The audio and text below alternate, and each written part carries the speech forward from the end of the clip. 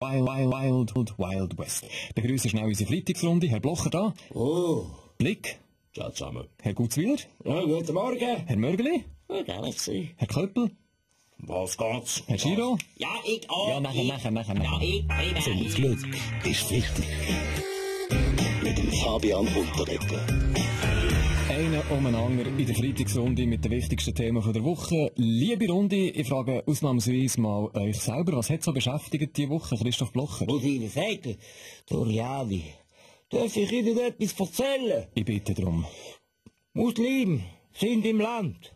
Letzten Mittwoch, um 1:30, habe ich laut den Muezzin gehört. Laut ist es gewesen, Herr Blocher, aber ich kann euch beruhigen, das war nur der jährliche Sirenentest gewesen. Ciao zusammen, das ist der Blick am Morgen. Macht den Leuten aus Blocher. Jeder kann mal etwas falsch hören. Ich kenne das, yeah. Ich mache auch gute Musik und alle meinen, sie hören Hip-Hop. Was noch keine Sirene braucht, aber auch langsam ein nationaler Notfall wird, ist ja die Grippewelle. Das Jahr besonders stark. Was meint der Mediziner in der Runde, Ständerat Felix Gutzwiller? Geht aus meiner Sicht ist das kein Notfall. Ganz im Gegenteil. Wir von der Pharma Präventivmedizin halten uns an die goldene Regel.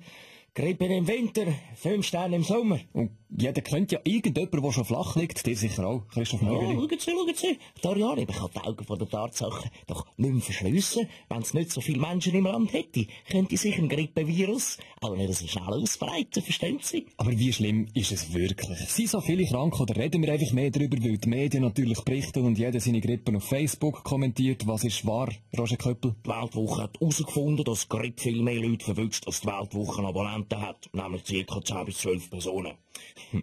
Das Virus kommt darum mit einer Krebspistole in der Hand auf die Frontseite und ich fordere im Editorial eine schnelle Ausschaffung. Oh, und ich sehe schon, unser Nationalrat Bastien Giro ist ja auch da, in dem Fall auch noch nicht krank im Bett. Ja, also, mir hat mir Gang ausgelacht, weil ich ein Nastuch im Jobentäschchen habe und ein Haustuch an. Poschettchen und Foulard ist nicht nur modisch, sondern bei Grippe noch praktisch. Keine Details, bitte, Herr Giro. Kleine Umfrage noch bei uns noch Servola-Promis in der Runde. Wer hat Grippe schon gehabt? Bachelor Vujo Gavric? Ich sage, die Grippe und ich sind uns sehr ähnlich. Ah ja, wegen? Gut, wir beide liegen alle flach und kommen ohne Vorwarnung. Ciao zusammen, das ist der Blick am Morgen.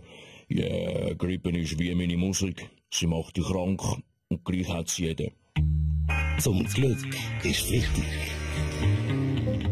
Später ja online zum Nachschauen hören. SRF3.ch. Schweizer Musik, Baba Shrimps und I Don't Wanna Hide.